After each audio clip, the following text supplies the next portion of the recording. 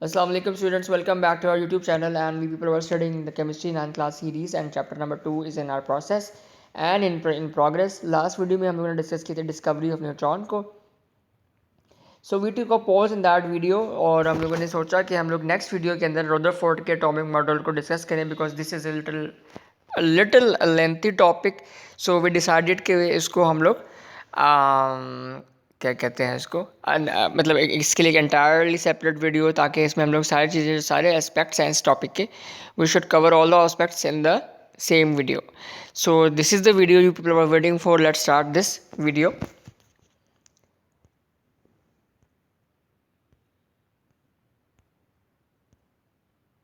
Rutherford performed gold foil experiment to understand how a negative and a positive charges could coexist in an atom. He bombarded alpha particle on a 0.00004 centimeter thick gold foil. Alpha particles are emitted by the radioactive elements like radium and polonium.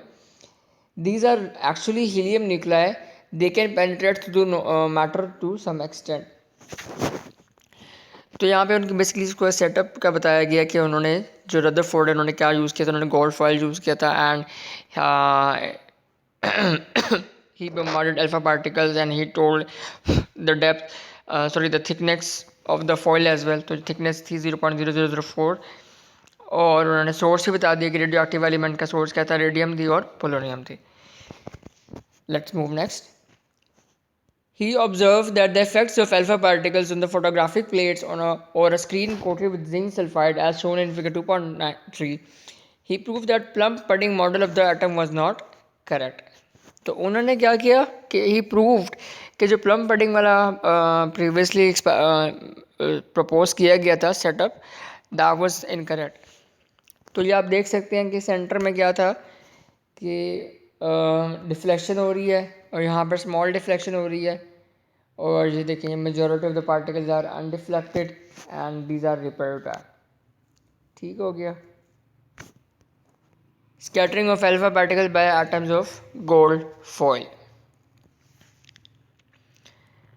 अब हम इसकी observations देखते हैं कि observations क्या थी. Almost all the particles passed through the foil undeflected. मतलब majority of जो पार्टिकल्स थे वो गोल्ड फॉइल थी जो हमारी उससे वो अनडिफ्लेक्टेड पास ऑन हो गए थे. अप्रॉक्सीमेटली अगर हम कहें 85 to 90%. ठीक हो गया. तो वो जो इतने थे हमारे वो अनडिफ्लेक्टेड मूव हो गए थे.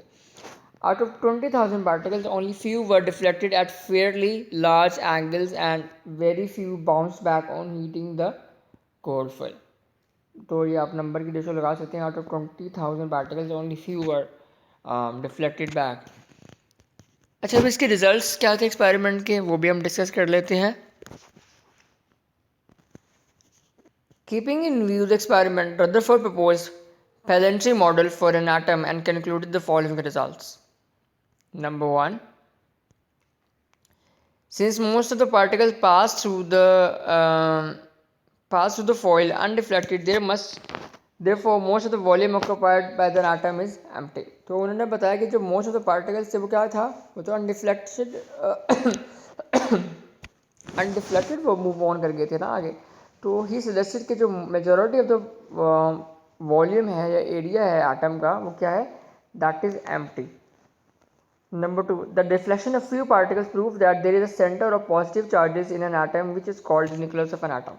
और जो अब हम लोग बात कर रहे थे कि जो कुछ पॉइंट्स से जहाँ से डिफ्लेक्शन हो रही थी, तो डिफ्लेक्शन वाले वो पॉइंट्स थे जहाँ पर हमारे पास सेंटर में पॉजिटिव चार्जेस थे और हम लोगों ने उसको जिसे हम कहते हैं न्यूक्लियस. तो nucleus was actually that part जिसकी वजह से वहाँ पे डिफ्लेक्शन हो रही थी. Number 3, the complete rebounds of a few particles show that the nucleus is very dense and hard. और कुछ पार्टिकल्स तो हमने डिस्कस किया था अभी ऊपर कि कुछ पार्टिकल्स तो कम्प्लीटली रिबाउंस हो गए थे, बिल्कुल रिफ्लेक्ट बैक हो चुके थे. तो मतलब क्या है कि न्यूक्लियस में कुछ ऐसे हैवी मटेरियल्स हैं, कुछ हार्ड मटेरियल है, कुछ डेंस मटेरियल हैं, पार्टिकल्स हैं जिनकी वजह से कंप्लीट रिबाउंस हुआ था. Number 4, since a few particles were deflected, it shows that size of the nucleus is very small as compared to the total volume of an atom.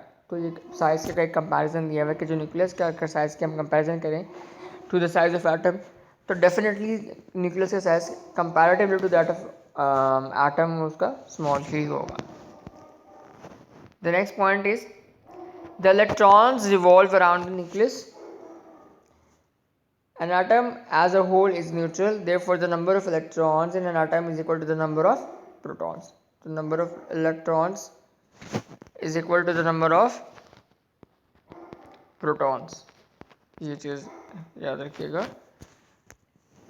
Except electrons, all the other fundamental particles that lie within the nucleus are known as nucleons. तो nucleons के अलावा जितने भी सारे वो होंगे particles, उनको हम लोग क्या कहेंगे? न्यूक्लियॉन्स। ठीक हो गया। ये आगे उनकी लिमिटेशंस आ रही हैं और देख लेते हैं, इनको भी कवर कर लेते हैं। डिफेक्ट्स क्या थे अब?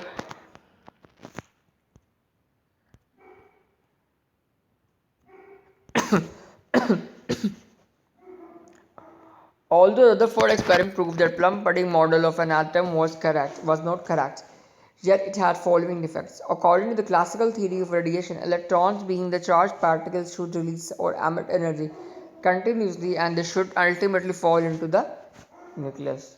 Number 2. If the electrons emit energy continuously, they should form a continuous spectrum, but in fact line spectrum was observed. ठीक हो गया। उसके बाद although the scientists had objections on the atomic model presented by Rutherford, yet it cultivated thought-provoking ideas among them. They initiated questions to answer the following questions. Number 1, how can an atom collapse, or why atoms are stable? Number 2, why does an atom give the line spectrum? Number 3, scientists considered that there must be another model of atom. It indicated that the Rutherford model was not perfect. ये तो एक understood fact है ना कि आप किसी चीज़ को अगर रिजेक्ट करते हो किसी बेसिस पे, तो you think then definitely you have an alternative to that. तो if you are rejecting something, तो जाहिर बात है आपको जिस साइंटिस्ट ने भी रिजेक्ट किया होगा तो उन्होंने अपना प्रपोज किया होगा कि दिस मॉडल इज़ इनकरेक्ट, तो this is the model which is correct one. तो जाहिर बात है, तो फिर इसी तरीके से हमारी जो एडवांसमेंट होती है साइंस में, टेक्नोलॉजी में, इसी की बेसिस पर होती है कि जब हमारी वन चीज़ को प्रीवियस या प्रिमिटिव नॉलेज को रिजेक्ट किया जाता है, तो वो फ्यूचर मतलब करंट सिचुएशन पर जो भी उनकी प्रेजेंट रिसर्च होती है उसके अकॉर्डिंगली ही उसकी किसी भी चीज़ को एक्सेप्ट या रिजेक्ट किया जाता है। खैर, यहाँ पर हमारा जो टॉपिक था रदरफोर्ड मॉडल का, वो यहाँ पे हमारा टॉपिक एंड होता है। उम्मीद है आपको टॉपिक अच्छे से समझ में आया होगा। ये थोड़ा सा टेक्निकल है वैसे, टू बी वेरी ऑनेस्ट, जितना अब तक हम लोगों ने पढ़ लिया। अब देखें, अब जाहिर बात है 9th क्लास की केमिस्ट्री है, थोड़ा सा टफ होगा। Chapter 1 was very easy. Chapter 2 का भी अभी तक भी हम लोगों ने जितना पढ़ा था, chapter 2 discovery of neutron, proton, ये सारा कुछ वो भी इजी ही था। तो अब थोड़ी सी चीज़ें कॉम्प्लिकेट होंगी आगे, I am like telling you already, because ताकि आप लोग मेंटली प्रिपेयर हो जाए, and also for the reason के आप लोग वीडियोज़ जो हैं वो अटेंटिवली सुन लें। Furthermore you people already know that आप लोग मुझसे क्वेश्चनिंग कर सकते हैं कमेंट सेक्शन में, और आप मुझे मेल भी कर सकते हैं विदाउट एनी हेजिटेशन। अगर आपको आज की वीडियो पसंद आई है तो उसको लाइक कीजिएगा और चैनल को सब्सक्राइब कर दीजिएगा। साथ में जो बेल आइकन है उसको भी प्रेस कर देंगे तो आपका फ़ायदा होगा, और फ़ायदा ये होगा कि आपको नोटिफिकेशन आते रहेंगे हमारी जो भी वीडियोज़ अपडेट हुआ करेंगे चैनल के ऊपर। आज के लिए मुझे इजाज़त दीजिएगा, फिर इंशाल्लाह वापस हाजिर होंगे आपकी खिदमत के लिए नेक्स्ट वीडियो के साथ। अल्लाह हाफ़िज़।